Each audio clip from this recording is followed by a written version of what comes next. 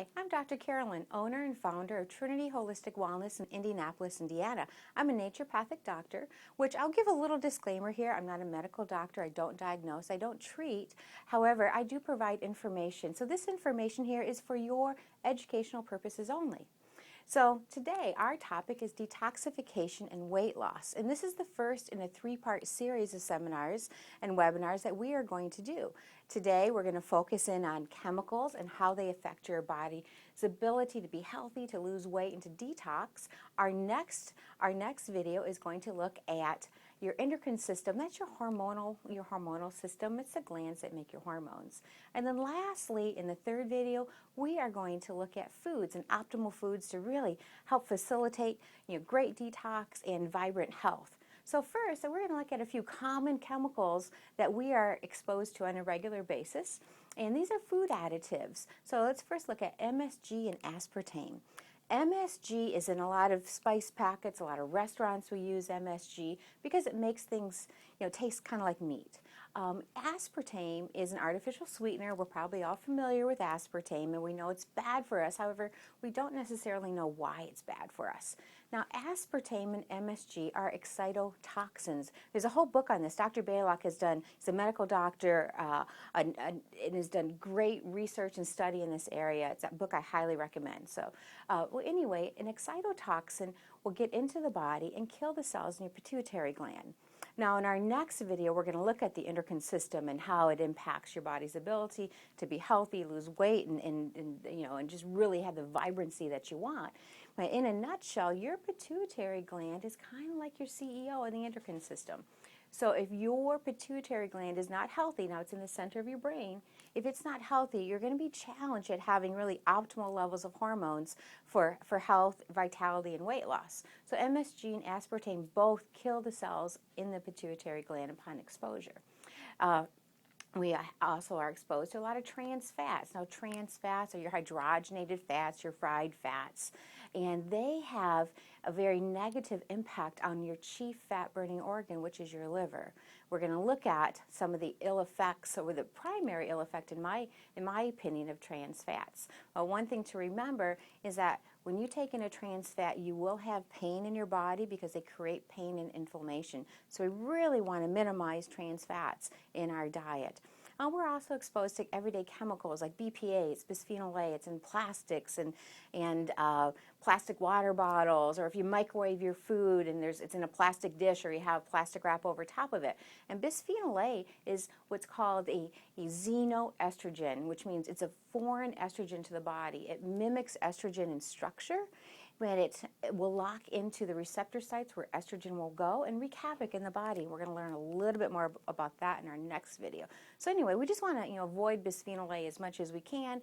We also see chemicals like parabens that's in cosmetics, phthalates, fragrances. And the thing with fragrances, they are proprietary products, and they don't have to disclose everything that they use in the formation of that fragrance. We're also exposed to UV filters and sunscreens and things like that. Not to mention car exhaust, dry cleaning products. We just live in an environment where we have a lot of toxicity. Even in our water supply, we're going to see chlorine, which is great. It kills the things in the water that are harmful to us, harmful bacteria and things. But it also there's a residue that's left in the water from the chlorine, the bacteria that it killed. And chlorine will interfere with thyroid health, which we're going to look at in our next video, because chlorine and iodine are very similar in a lot of ways in the body. So we're going to kind of dive into that for optimal thyroid functioning. It's important to kind of keep the diet clean. So anyway, to keep your body healthy, we want to take a look at your filter system. And this is one of the first things I look at with my clients when I see them. So your filters, kind of key filters, your liver, your lungs, your lymphatic, your kidneys, your circulatory system. So your body, when you're exposed to a toxin, it has two choices. That toxin will come in. It can either move through the filters and it be excreted out, which is the ideal. We want to get that toxin out as soon as we can. Or your body will either store them in fatty tissue or in muscle tissue. So when these toxins are stored in fatty tissue, over time, your body's ability to lose that fat is compromised, because people or individuals that have extra weight and want to lose that, sometimes they'll say, I don't eat that much, but all along there's extra body fat stored. So there's energy stored, but the body won't convert it because of the toxicity in those fat cells. So we want to help the body to move those toxins out, so the body can then revisit those fat cells and use them for energy. And fat cells also are not inert. They don't just sit there and occupy space. They actually act like an endocrine gland. So we're going to look at that in our next video, so you can see that they create hormone-like substances that are inflammatory, that will increase blood pressure. So we're going to take a peek into that next time. So when we are looking at your filters, we're going to take a look at your liver, because we can't talk about detoxification without looking at your liver. So we have a little drawing here of your liver, and so we're going to just kind of assume a toxin, and I use the word toxin very loose. It can be a chemical, it can be a foreign estrogen, it can be a parasite, it can be a virus, anything in the body that is foreign that your body wants to move out. And even your body makes its own chemicals just in breaking down of cells. Naturally, this will happen. So we're going to take a look at your liver. So we're just going to look at, here's a nice picture of your liver. A little gallbladder is tucked up inside your liver. Your liver is a very big organ here on the right side of your body. So we're going to look at a toxin. Toxin moves in through the liver. Every 3 minutes, your blood has circulated completely through your liver. So important thing to know, as we've been talking here together, your blood has circulated through your liver. So anyway, toxin comes it's in the blood, comes through your liver, and your liver makes a set of enzymes that will help break down these toxins. So we're just going to call the first, it's phase 1 liver enzymes.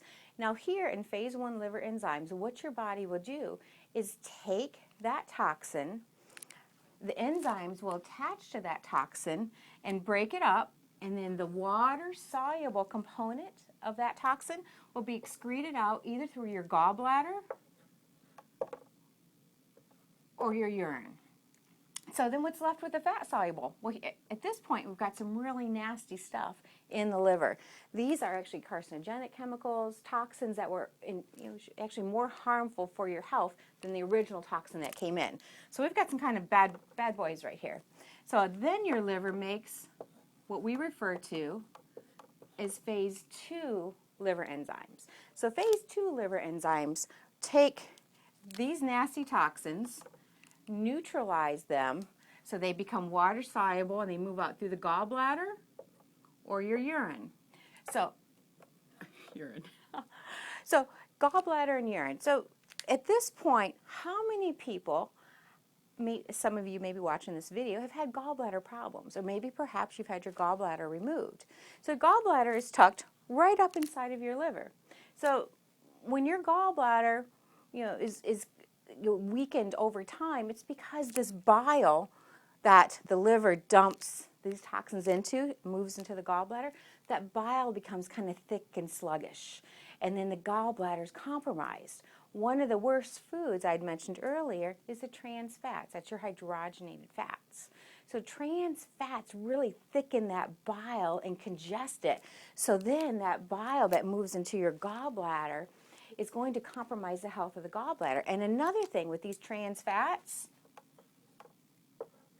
they have a 57-day half-life, which means if you ingest that French fry today, that cookie that has hydrogenated vegetable oil, that frosting on the cake, in 57 days, half of that fat that, remember, causes pain and inflammation is still stuck in your body.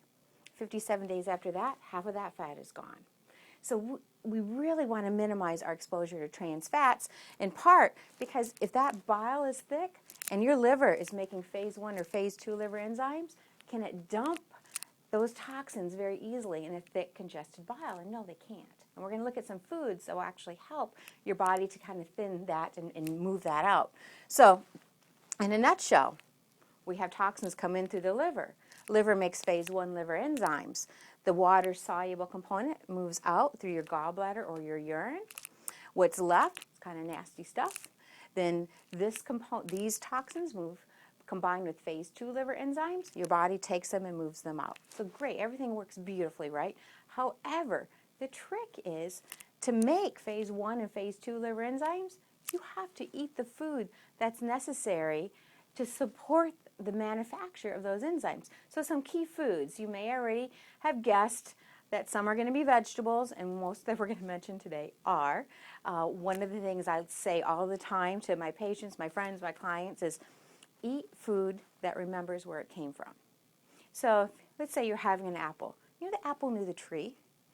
Let's say you're eating some, Twinkie, ho-ho, whatever, it has no idea where it came from. So you want to eat foods that remember where they came from. In our third video in this series, we're going to really dive into more foods and kind of go into greater detail so you can really have a good understanding on how they work and how they help you. So key foods, kale. Kale is one of the best foods you can eat to make the appropriate liver enzymes necessary for phase 1 and phase 2 detoxification. Kale is also one of the best foods that a woman can eat for breast health or a man can eat for prostate health. I put kale in my smoothie every morning. Don't even, maybe I taste it, I don't even know at this point because I eat so much green, my body's used to it. But every morning I just throw a little bit of kale in my smoothie. It's an easy way to get those nutrients in. Another food that's like gold for your gallbladder and this whole pathway, thins the bile so that liver can dump those toxins in the bile, is beets. I put beets in my smoothie every single morning too.